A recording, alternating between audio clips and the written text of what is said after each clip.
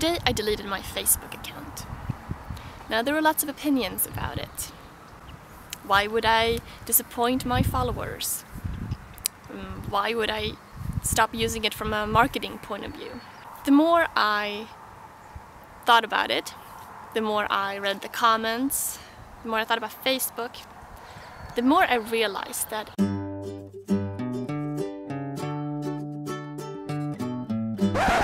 it wasn't really about Facebook. People quit Facebook all the time for all sorts of legitimate reasons. Privacy concerns, they don't want to be marketed to. Maybe they don't want to be friends with the people from 3rd grade after all. Those are all rational reasons. My reasons were not rational, they were irrational. I got annoyed, and Facebook was the first thing in my way. You see, I need change, and you can't be afraid of eliminating things in your world, or otherwise you're a slave to them. It's really about getting rid of fear, so I lashed out against something that may not be at fault. I acted irrational. However, irrationality can sometimes save you from making mistakes. Nothing stops a rut like irrationality. Because it's only at that moment of irrationality that you're truly bold, because that's when you kind of skip over those steps in your head of fear and worry and like leaving that sense of comfort behind, only when you're simply reacting.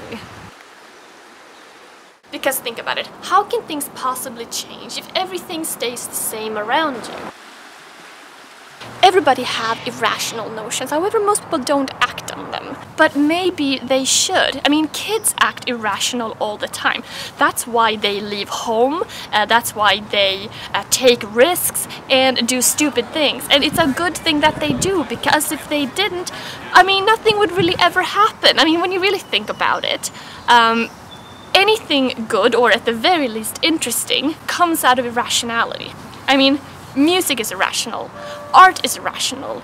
Why else would buildings look any different from one another? I mean, that makes no sense. It's irrational, right? Now, everybody have the possibility of doing something interesting. What stops most people is the fear of change, which is the fear of loss. Augustine said, every change is a kind of death. And that's true. It's the possibility of pain that prevents people from changing. Facebook to me represents the familiarity of things. Even though I don't like it, you become used to it. You become used to the likes, the messaging, the comments, all of that. And even though I might not particularly like all of it, it's something familiar. And it occurred to me that familiarity is what needs to change. In order for me to produce better, to become better, to really value my work and take it seriously, I need to change things in my life. I can't just go on the same way as I always have been. Will I really be missing the loss of connection with people, or will I miss the familiarity? We like the feeling of knowing what's going to happen here today, because that's what we did yesterday. But does that produce anything interesting? Most of the time, no. When it comes down to it, stagnation is the worst. Stagnation is a slow sort of death that kills you from inside. So sometimes change for the sake of change is all that really matters. What's worse, having your head in the clouds or being in a rut? I always thought that it's worse to be in a rut, but only lately have I realized how much worse. Being in a rut disturbs everything. It limits you and it makes you stagnant and not moving forward. There is no creative freedom there. There is no spark.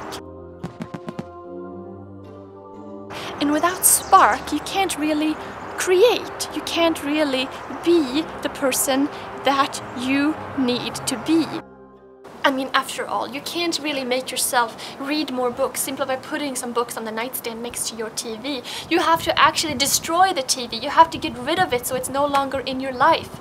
The same way if you're trying to eat healthier, you can't just hide those chocolate bars in the cupboard. You have to throw them out. You have to get them out so they're no longer in front of you, so you can't revert back to it, because inspiration only takes you so far, and sooner or later reality kicks in, and then you're going to behave, you know, related to whatever is around you.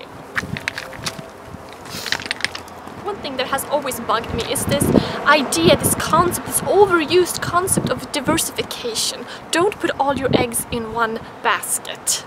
But in reality, it does nothing but hold you back and make you assess risk from a fearful point of view. It enables you to take risk out of the situation, and it works from the false assumption that you can control the future. Mark Twain once said, "Put all your eggs in one basket and watch that basket." Because only when you do that can you go fully in. And only when you go fully in can you create. Can you take that chance? Can you start that new business? Can you create that masterpiece? Can you go for it? But if you hold back because you're afraid, then everything will always be half-assed and nothing will be true. So fucking special. You can't live your life constantly being afraid. Sometimes you just gotta say, fuck it.